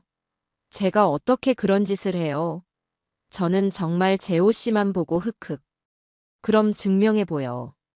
통장 내역, 계약서 전부 다 가져와. 그럼 믿어줄게. 아영이는 아무 대답도 하지 못하고 울기만 했습니다. 저는 그런 아영이를 차갑게 내려다보며 마지막 통첩을 날렸습니다. 내일까지야.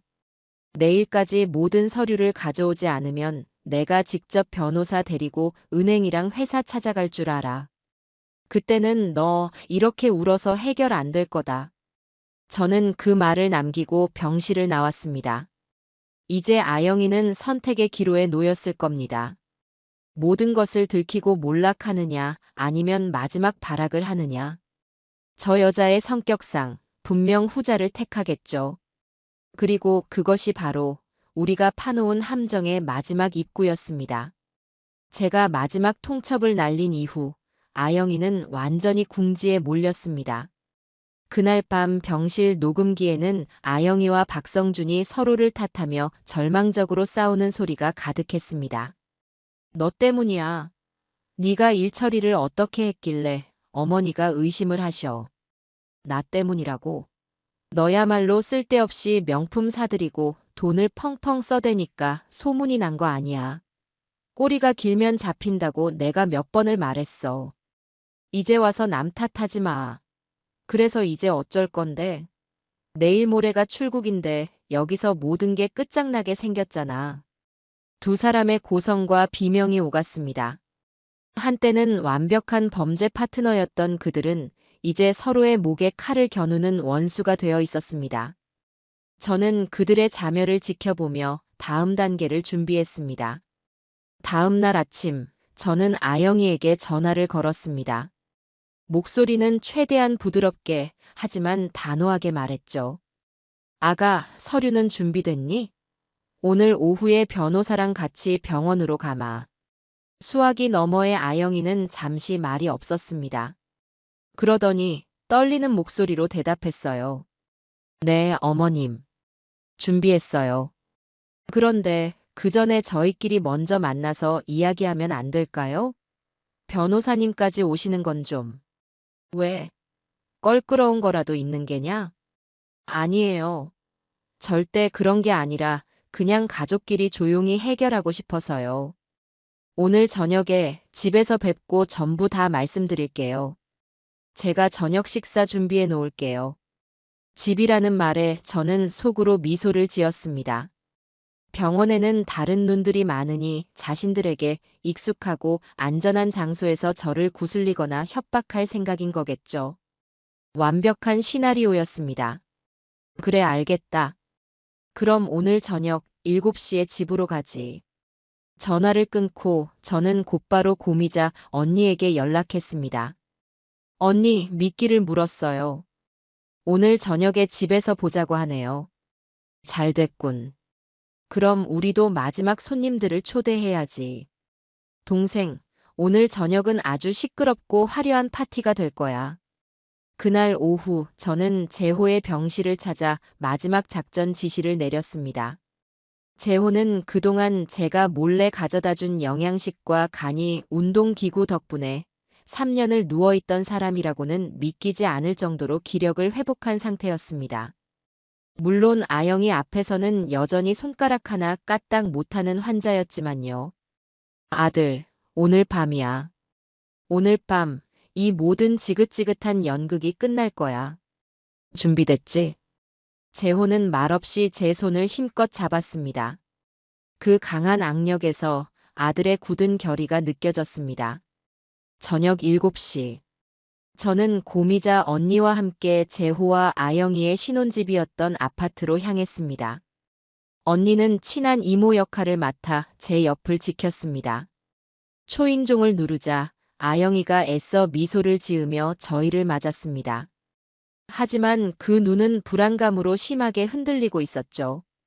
어머님 오셨어요. 이모님도 오셨네요. 집 안에는 박성준도 와 있었습니다. 두 사람은 마치 아무 일도 없었다는 듯이 저희를 위해 진수성찬을 차려놓았습니다. 하지만 그 화려한 음식에서는 어쩐지 불길한 냄새가 나는 것 같았어요. 자, 우선 식사부터 하시죠. 제가 어머님이랑 이모님 좋아하시는 걸로만 준비했어요. 아영이는 상냥하게 말하며 제게 음식을 권했습니다. 저는 고개를 저었습니다. 아니, 밥 먹을 생각 없다. 서류나 먼저 보자꾸나. 그거 보지 않고서는 밥이 목구멍으로 넘어갈 것 같지가 않아서. 제 단호한 말에 식탁의 분위기는 순식간에 차갑게 얼어붙었습니다. 박성준과 아영은 서로 눈치를 보더니 박성준이 먼저 입을 열었습니다. 어머님, 사실은 저희가 드릴 말씀이 있습니다. 그동안 정말 죄송했습니다. 그는 자리에서 일어나 제 앞에 무릎을 꿇었습니다. 아영이도 따라서 무릎을 꿇었죠. 저희가 잠시 돈에 눈이 멀어 큰 실수를 저질렀습니다. 하지만 제호 재산에 손을 댄 건 정말 어쩔 수 없었습니다. 회사가 너무 어려워서 제호를 살리기 위해서였습니다. 박성준은 눈물까지 흘리며 연련을 펼쳤습니다. 모든 죄를 인정하는 척하면서도 결국에는 회사를 위해, 친구를 위해 한 일이라며 자신들의 행동을 미화하려 했습니다. 아영이는 옆에서 흐느끼며 맞장구를 쳤습니다. 맞아요, 어머님. 저희 정말 제호 씨 살리려고 그랬어요. 횡령이라니요, 당치도 않아요. 저희 돈은 한 푼도 안 썼어요. 전부 회사 빚 갚고 제호 씨 병원비로 썼어요. 저는 그들의 뻔뻔한 연극을 말없이 지켜보았습니다. 고미자 언니는 팔짱을 낀 채 재미있는 연극을 보는 관객처럼 입가에 냉소를 머금고 있었죠. 그래서 너희는 죄가 없다는 말이냐? 제가 차갑게 묻자 두 사람은 잠시 머뭇거렸습니다. 죄가 없다는 게 아니라 저희도 잘못한 건 알지만 어머님이 생각하시는 그런 악의적인 의도는 정말 아니었다는 겁니다. 그러니 제발 저희 한 번만 용서해 주십시오. 빼돌린 돈은 저희가 평생 일해서 갚겠습니다. 박성준은 제 발밑에 엎드려 애원했습니다. 마지막까지 동정심의 호소에 빠져나가려는 속셈이었죠. 하지만 그들의 연극은 여기까지였습니다. 저는 자리에서 일어나 거실에 있는 대형 TV를 켰습니다. 그리고는 제가 미리 준비해온 USB를 연결했어요. 너희가 평생 일해서 갚겠다고? 어디 너희가 무슨 짓을 했는지 직접 보면서 얘기해 볼까? TV 화면이 켜지고 가장 먼저 나온 것은 병실 몰래카메라 영상이었습니다. 자기야, 시어머니가 먼저 제호 존엄사 시키겠대. 이제 우리한테 방해될 건 아무것도 없어. 흥분해서 소리치는 아영이의 목소리가 거실에 울려 퍼졌습니다. 아영과 박성준의 얼굴이 사색이 되었습니다. 이게 뭐야? 영상은 계속해서 재생되었습니다. 두 사람이 병실에서 와인을 마시며 재산을 나눠 가질 계획을 세우는 장면, 박성준이 아영에게 회사를 통째로 넘겨주겠다고 약속하는 장면, 그리고 아영이가 저 인간 그냥 조용히 죽어주지라며 제 아들을 저주하는 장면까지. 그들의 모든 민낯이 적나라하게 드러났습니다. 어떻게 이런 걸. 말도 안 돼. 아영이는 믿을 수 없다는 듯 TV 화면과 저를 번갈아 보며 뒷걸음질 쳤습니다. 박성준은 이미 모든 것을 포기한 듯 바닥에 주저앉아 머리를 감싸 쥐었습니다. 하지만 이게 끝이 아니었습니다. 다음 화면에는 주 아르도스의 내부 자료가 떴습니다. 수십억 원의 돈이 세탁되는 과정과 그 돈이 결국 아영이 어머니의 해외 계좌로 흘러 들어간 내역까지. 빼도 박도 못하는 완벽한 증거였습니다. 이제 할 말 있니? 너희가 회사를 살리기 위해, 내 아들을 살리기 위해 이런 짓을 했다고? 이래도 그런 뻔뻔한 거짓말이 나와? 제가 소리치자 아영이는 갑자기 이성을 잃고 제게 달려들었습니다. 이게 다 너 때문이야. 네 아들만 없었으면. 네 늙은이만 없었으면 내 인생은 완벽했다고. 악에 받쳐 소리치는 아영이의 손이 제 머리채를 잡으려는 순간이었습니다. 그 더러운 손, 당장 치우지 못해? 거실에 아주 낮고 차가운 목소리가 울려 퍼졌습니다. 그 목소리는 분명 제 아들, 재호의 목소리였습니다. 모두의 시선이 현관문으로 향했습니다. 문이 열리고 그곳에는 죽은 줄로만 알았던, 식물인간인 줄로만 알았던 제 아들, 김재호가 두 발로 꼿꼿이 서 있었습니다. 시간이 멈췄습니다. 거실의 모든 소음이 거짓말처럼 사라지고 오직 제 아들 재호의 존재만이 공간을 가득 채우고 있었어요. 아영과 박성준은 마치 유령이라도 본 것처럼 입을 벌린 채 그 자리에서 완전히 굳어버렸습니다. 3년을 침대에 누워 꼼짝도 못하던 사람이 지금 자기들 눈앞에 두 발로 서 있었으니 그 충격이 오죽했을까요? 재호는 천천히, 아주 천천히 거실 안으로 걸어 들어왔습니다. 한 걸음, 한 걸음 내디딜 때마다 아영과 박성준은 그만큼 뒤로 물러났습니다. 마치 지옥에서 올라온 심판자를 마주한 죄인들처럼요. 여보, 당신 어떡해? 아영이가 겨우 목소리를 냈지만 말은 제대로 이어지지 못했습니다. 재호는 그런 아영을 경멸이 가득한 눈으로 쳐다보며 차갑게 말했습니다.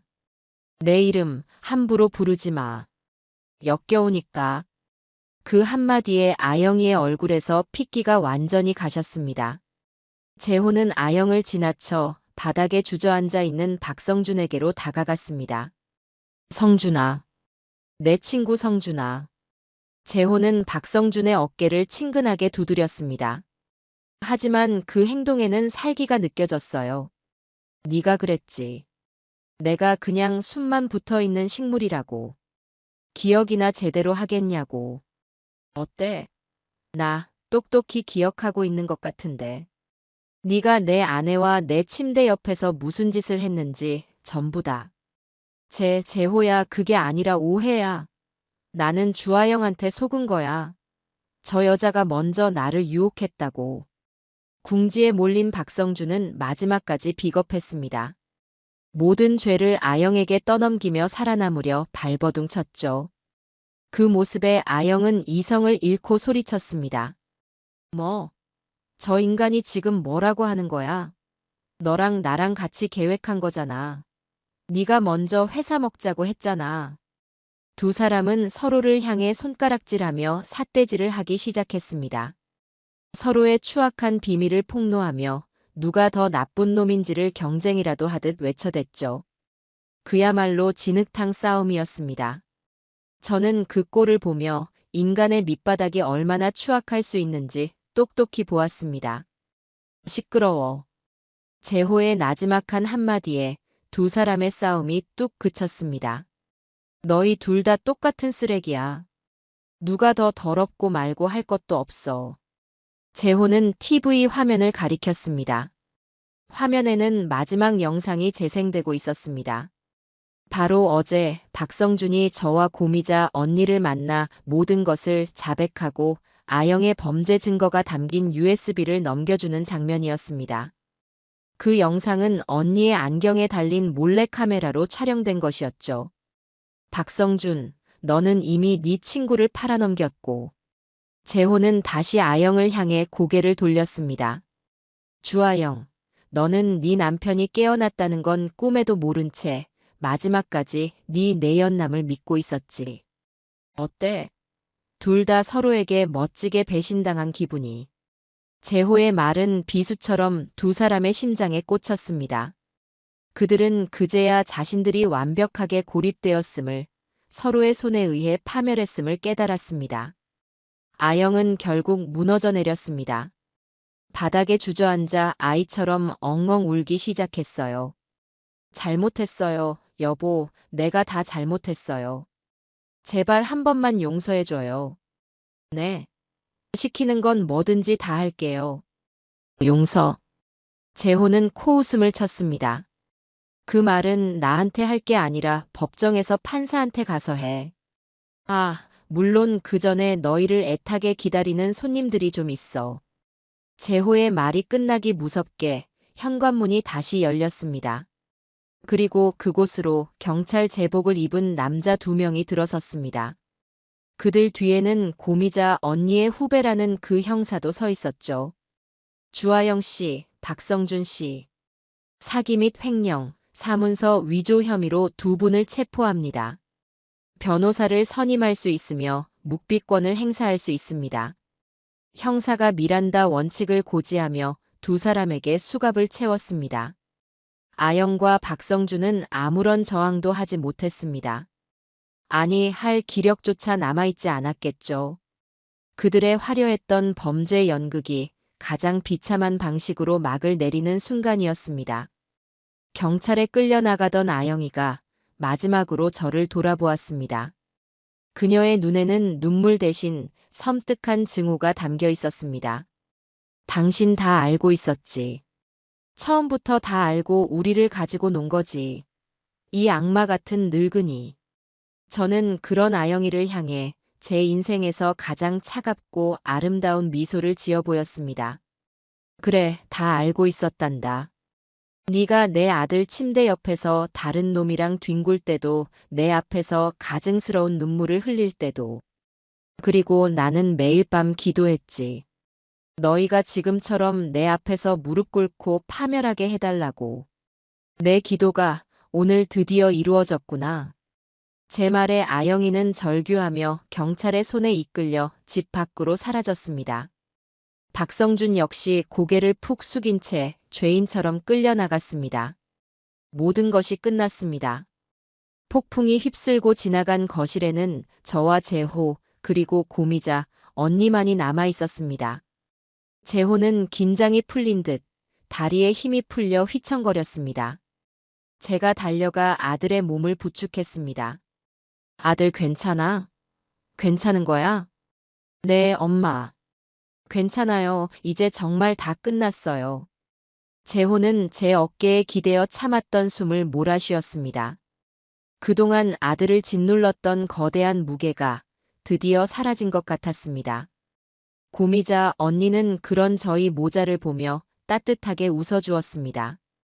아주 멋진 무대였어. 2사람 다 최고의 배우였다고.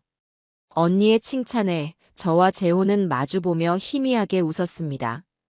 길고 길었던 지옥 같았던 연극이 드디어 막을 내렸습니다. 커튼이 내려오고 조명이 꺼진 무대 위에는 상처받았지만 결국 승리한 2사람만이 남아 있었습니다. 이제 남은 것은 이 모든 상처를 보듬고 새로운 막을 올리는 것뿐이었습니다. 우리의 진짜 인생은 이제부터가 시작이었습니다. 악몽 같던 밤이 지나고 아침이 밝았습니다. 하지만 제게는 그날의 태양이 마치 길고 길었던 전쟁의 승리를 알리는 축포처럼 느껴졌어요.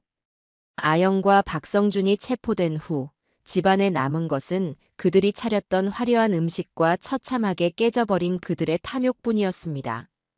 저와 재호, 그리고 고미자, 언니는 밤새 한숨도 자지 않았습니다. 잠을 잘 수가 없었죠. 그동안 겪었던 일들을 복기하고 앞으로의 일을 의논하느라 시간 가는 줄 몰랐습니다. 오전이 되자 경찰서에서 연락이 왔습니다. 피해자 조사를 받아야 한다는 것이었죠. 저와 재호는 고미자 언니와 함께 경찰서로 향했습니다. 3년 만에 처음으로 병원이 아닌 다른 곳으로 외출하는 재호의 얼굴에는 긴장감과 함께 묘한 해방감이 서려 있었습니다.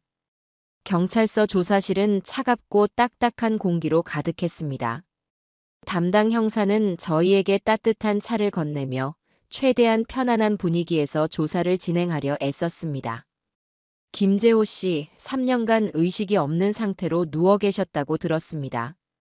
그동안 겪으셨던 일들을 아는 대로 전부 말씀해 주시면 됩니다. 재호는 담담하게 하지만 단호한 목소리로 입을 열었습니다. 의식이 돌아왔지만 몸을 움직일 수 없었던 그 끔찍한 시간 동안 자신의 침대 옆에서 벌어졌던 모든 일들을 남김없이 증언했습니다.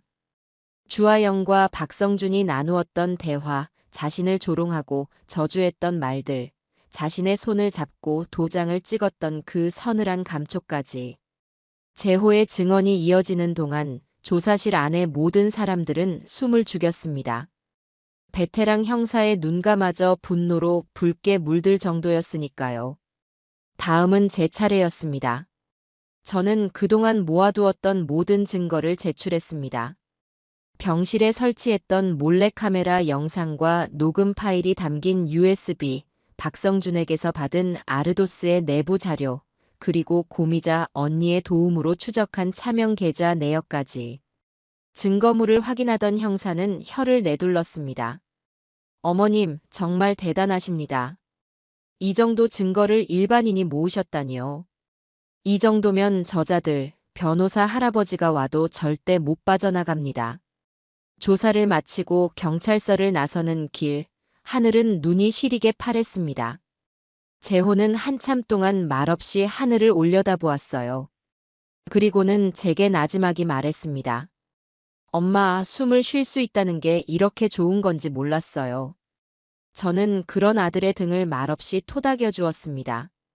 우리의 전쟁은 아직 완전히 끝난 것이 아니었습니다. 법의 심판이 남아 있었으니까요. 예상대로 사건은 언론에 대서특필되었습니다. 두 얼굴의 천사 며느리, 식물인간 남편 재산 빼돌리고 내연남과 해외 도피 계획, 의리 버린 친구와 아내의 배신. 기적적으로 깨어난 남편의 충격 증언 같은 자극적인 제목의 기사들이 연일신문과 방송을 도배했습니다. 주하영의 SNS는 폐쇄되기 전까지 온갖 비난과 욕설로 가득 찼고 그녀가 그동안 쌓아 올렸던 천사 이미지는 한순간에 산산조각 났습니다. 가장 비참해진 것은 아영이의 친정이었습니다. 사돈어른 내외는 집 밖으로 나오지도 못하고 칩거에 들어갔습니다. 제게 몇 번이나 전화를 걸어 무릎 꿇고 사죄하겠다며 울부짖었지만 저는 받지 않았습니다. 자식 교육을 잘못 시킨 죄, 그들도 마땅히 받아야 할 벌이라고 생각했어요. 박성준의 집안도 마찬가지였습니다. 그의 아버지는 제호의 회사에 찾아와 제게 엎드려 절을 하며 아들을 용서해달라고 빌었습니다. 저는 그를 일으켜 세우며 차갑게 말했습니다. 용서는 제가 하는 것이 아닙니다. 당신 아들이 배신한 제 아들에게, 그리고 법에게 직접 구하십시오. 몇 달 뒤 드디어 재판이 열렸습니다.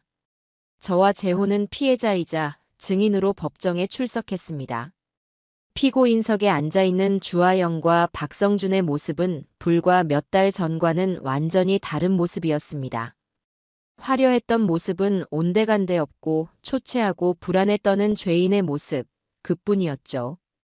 재판이 진행되는 동안 그들은 마지막까지 서로에게 죄를 떠넘기며 발악했습니다.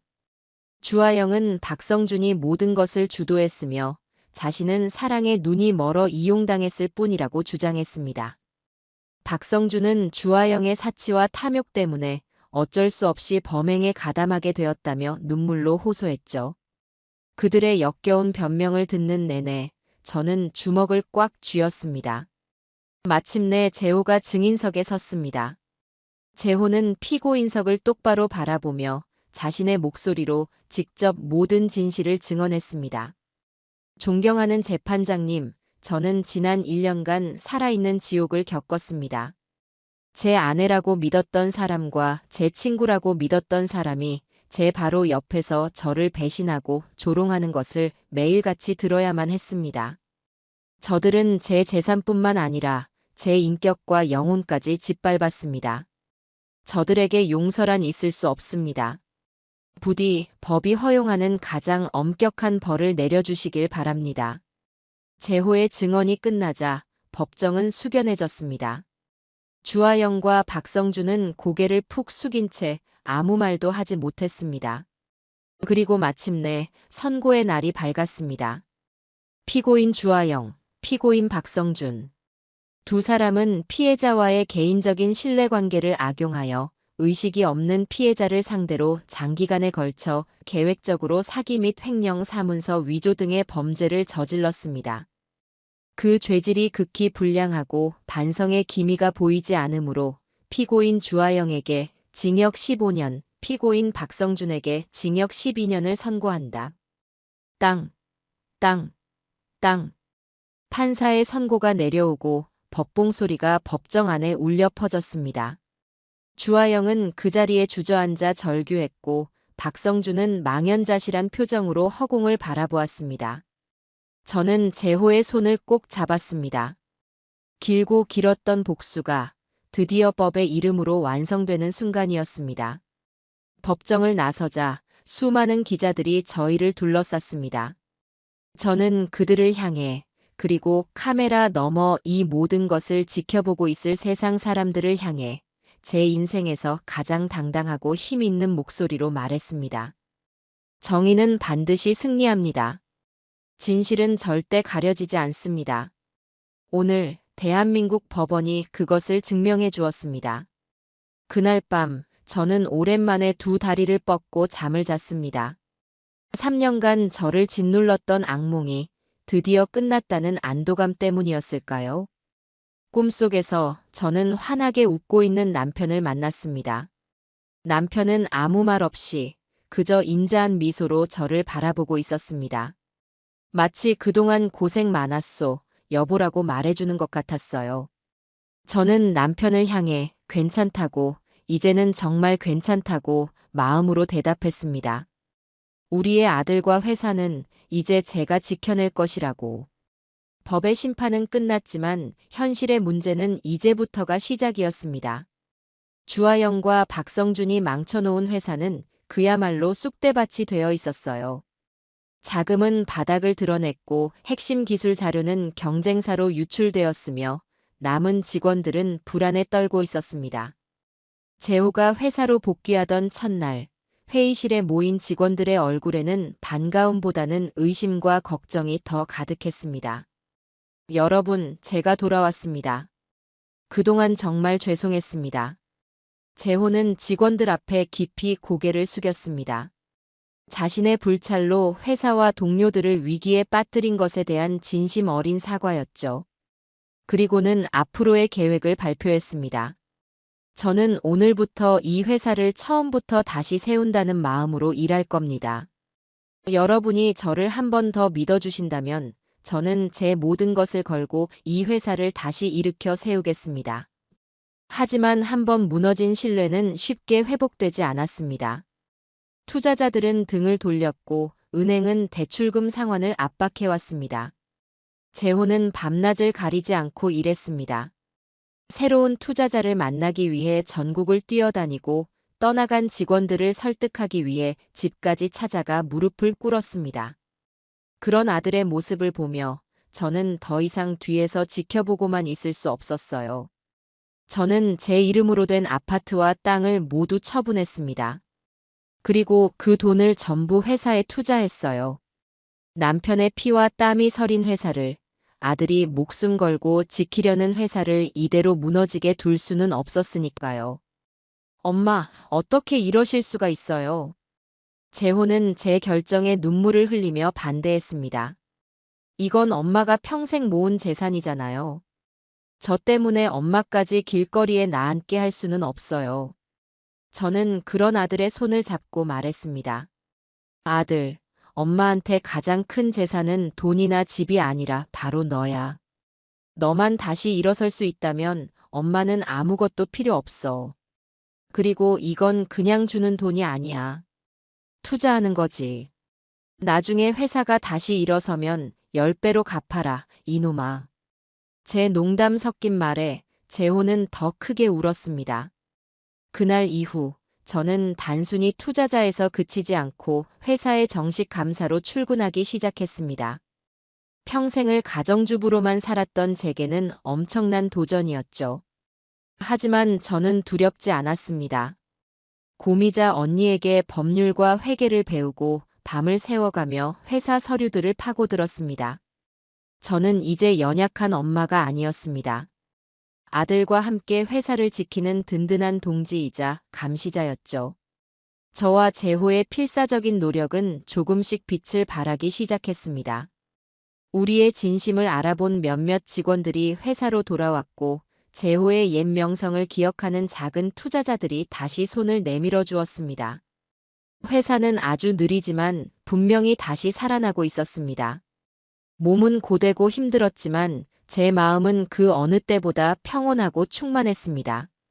누군가의 아내, 누군가의 엄마가 아닌 이오키라는 이름으로 제 몫을 해내고 있다는 성취감이 저를 지탱해 주었죠. 그러던 어느 날 재호가 조심스럽게 제게 말했습니다. 엄마, 이제 그만 그 집을 정리해야 할 것 같아요. 재호가 말한 그 집은 한때 아영과 함께 살았던 신혼집이었습니다. 그곳은 사건 이후로 텅 빈 채로 남아 있었어요.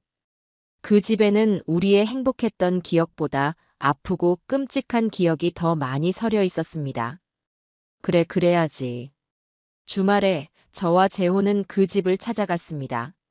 문을 열자 퀴퀴한 먼지 냄새가 코를 찔렀습니다. 집안 곳곳에는 여전히 주아영의 흔적이 남아 있었습니다. 그녀가 아끼던 화려한 옷들과 명품 가방, 그리고 재호와 다정하게 찍었던 웨딩 사진까지. 저는 말없이 쓰레기 봉투를 가져와 그 모든 것을 담기 시작했습니다. 재호도 묵묵히 저를 도왔습니다. 우리는 마치 우리 마음속에 남은 아픈 기억들을 쓰레기 봉투에 담아버리듯 그 집의 모든 흔적들을 지워나갔습니다. 마지막으로 거실에 걸려있던 대형 웨딩 사진을 내렸을 때였습니다. 액자 뒤에서 작은 편지 봉투 하나가 툭 하고 떨어졌습니다. 사랑하는 남편 재호에게라고 적힌 아영이의 필체였습니다. 재호는 잠시 망설이다가 편지를 열어보았습니다. 그 안에는 결혼 초 아영이가 재호에게 썼던 서툰 손편지가 들어있었습니다. 사랑하는 여보. 우리 평생 지금처럼만 행복하게 살자. 내가 당신 옆에서 평생 지켜줄게. 세상에서 가장 행복한 남자로 만들어줄게. 그 순수했던 고백은 이제 가장 잔인한 거짓말이 되어 우리 앞에 놓여 있었습니다. 재호는 말없이 그 편지를 갈기갈기 찢어 쓰레기 봉투에 던져버렸습니다. 그리고는 처음으로 제 앞에서 소리내어 울었습니다. 아내에 대한 분노와 친구에 대한 배신감, 그리고 사람을 믿었던 자기 자신에 대한 원망이 뒤섞인 처절한 울음이었습니다. 저는 아무 말 없이 아들의 등을 토닥여 주었습니다. 괜찮다고, 이제는 다 괜찮다고. 이 눈물이 과거를 흘려보내는 마지막 눈물이 될 것이라고. 한참을 울고 난 재호는 붉어진 눈으로 저를 보며 말했습니다. 엄마, 고마워요. 혼자였다면 전 아마 평생 저 기억 속에서 나오지 못했을 거예요. 바보 같은 놈. 너한테는 이 엄마가 있잖니. 우리는 텅 빈 집을 뒤로하고 밖으로 나왔습니다. 눈부신 햇살이 저희를 맞았습니다. 과거와의 길고 길었던 작별이었습니다. 우리는 더 이상 뒤를 돌아보지 않았습니다. 우리의 시간은 이제 미래를 향해 흘러가야 했으니까요. 그날 이후 저는 제 개인적인 삶에도 작은 변화를 주기 시작했습니다. 고미자 언니와 함께 동네 문화센터에서 하는 연극 교실에 등록했어요. 처음에는 쑥스럽고 어색했지만 무대 위에서 다른 사람의 인생을 연기하는 일은 제게 놀라운 해방감을 주었습니다. 평생을 억누르고 살아왔던 제 안에 또 다른 열정을 발견한 기분이었죠. 재호 역시 조금씩 변해갔습니다. 일에만 몰두하던 아들이 주말에는 저와 함께 영화를 보거나 등산을 가기 시작했습니다. 우리는 그동안 나누지 못했던 수많은 이야기를 나누었습니다. 아들의 어린 시절 이야기, 제 젊은 날의 이야기. 우리는 서로를 더 깊이 이해하게 되었고 우리의 관계는 그 어느 때보다 단단해졌습니다. 어느 날 저녁 연극 연습을 마치고 집으로 돌아오는 길이었습니다. 고미자 언니가 제게 툭 하고 물었습니다. 동생, 요즘 얼굴이 아주 좋아. 행복해 보여. 저는 언니를 보며 환하게 웃었습니다. 네, 언니. 저 행복해요. 제 인생에서 지금이 가장 행복한 것 같아요. 그것은 진심이었습니다. 저는 모든 것을 잃었다고 생각했지만 사실은 더 소중한 것들을 얻었습니다. 아들과의 진정한 유대감, 기댈 수 있는 좋은 친구, 그리고 무엇보다 이오키라는 제 자신의 이름으로 살아가는 당당한 삶을 말입니다. 저의 진짜 인생 2막은 그렇게 소박하지만 단단하게 시작되고 있었습니다. 시간은 훌륭한 의사라는 말이 맞나 봅니다. 지옥 같았던 그 일이 있고 2년이라는 세월이 흘렀어요. 그동안 많은 것들이 변했습니다. 제호의 회사는 위기를 완전히 극복하고 예전보다 더 탄탄한 기업으로 성장했습니다. 정직과 신뢰를 최우선으로 하는 제호의 경영 방식은 업계에서 좋은 평판을 얻었죠. 저 역시 배우 이오키라는 새로운 이름으로 살아가고 있습니다. 제가 출연한 시민 연극이 좋은 반응을 얻어 작은 독립 영화의 단역으로 출연할 기회까지 얻게 되었거든요. 제 인생에 이런 일이 생길 거라고는 꿈에도 상상하지 못했습니다. 고미자 언니는 제 1호 팬이자 가장 든든한 매니저가 되어 주었고요. 하지만 제게는 아직 풀지 못한 숙제 하나가 남아 있었습니다. 바로 아들 제호의 행복이었죠. 제호는 그 사건 이후로 일에만 몰두하며 다른 사람에게는 좀처럼 마음을 열지 않았습니다.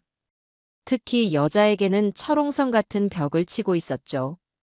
한 번 사람에게 크게 대인 상처가 그만큼 깊다는 뜻일 겁니다. 어미로서 그런 아들의 모습이 늘 가슴 아팠습니다. 그러던 어느 날 제호가 저녁 식사를 함께 하자며 저를 고급 한정식 식당으로 불렀습니다. 회사 일로 중요한 손님을 만나는 자리인가 보다 생각하고 나갔는데 그 자리에는 제호 혼자 앉아있지 않았습니다. 제호의 옆에는 단아하고 선한 인상을 가진 한 여자가 수줍게 웃으며 앉아 있었어요. 엄마 인사드려. 이쪽은 한지수 변호사님이야. 저는 순간 무슨 상황인지 몰라 잠시 굳어 있었습니다. 제호는 그런 저를 보며 멋쩍게 웃으며 설명을 덧붙였습니다. 그동안 우리 회사 법률 자문해 주셨던 분이야. 엄마도 몇 번 서류 때문에 뵌 적 있을 텐데. 그제야 기억이 났습니다. 주아영과의 이혼 소송과 재산 반환 소송을 진행할 때 묵묵히 우리 편에 서서 모든 법적 절차를 도와주었던 젊은 변호사. 하지만 그때는 너무 경황이 없어 제대로 얼굴을 본 적도 없었죠. 아, 안녕하세요. 제가 이제야 제대로 인사를 드리네요. 그동안 정말 감사했습니다, 변호사님. 별 말씀을요, 사모님. 제가 할 일을 했을 뿐인걸요. 편하게 지수 씨라고 불러주세요. 한지수라는 그 변호사는 참 따뜻하고 현명한 사람이었습니다. 식사를 하는 내내 저는 두 사람의 모습을 유심히 지켜보았습니다. 제호는 예전처럼 가시 돋친 모습이 아니었습니다. 지수 씨 앞에서만큼은 편안하게 농담도 하고 환하게 웃기도 했죠. 지수 씨는 그런 제호의 이야기를 진심으로 들어주고 따뜻한 눈빛으로 그를 바라봐 주었습니다. 그녀는 제호가 겪었던 모든 아픔과 상처를 이미 알고 있는 사람이었습니다. 그의 가장 어두운 밑바닥을 보았음에도 기꺼이 그의 곁을 지켜주고 있는 것이었죠. 그날 집으로 돌아오는 차 안에서 제호가 제게 조심스럽게 물었습니다. 엄마 지수 씨, 어땠어요? 저는 창밖을 보는 척하며 슬며시 눈가에 눈물을 닦았습니다. 좋더라. 아주 좋은 사람 같아. 네가 아깝다는 생각이 들 만큼. 제 말에 제호는 아이처럼 환하게 웃었습니다. 그 웃음을 보는 순간 제 마음속에 남아있던 마지막 응어리가 모두 녹아내리는 것 같았어요. 몇 달 뒤 제호는 지수 씨와 함께 저희 집으로 저녁 식사를 하러 왔습니다. 그날은 고미자 언니도 함께 했죠. 지수 씨는 빈손으로 오지 않고 제가 좋아하는 과일과 언니가 좋아하는 약과를 사오는 살뜰함을 보였습니다. 우리는 다 함께 식탁에 둘러앉아 즐겁게 이야기를 나누었습니다. 어색함이라고는 찾아볼 수 없었어요.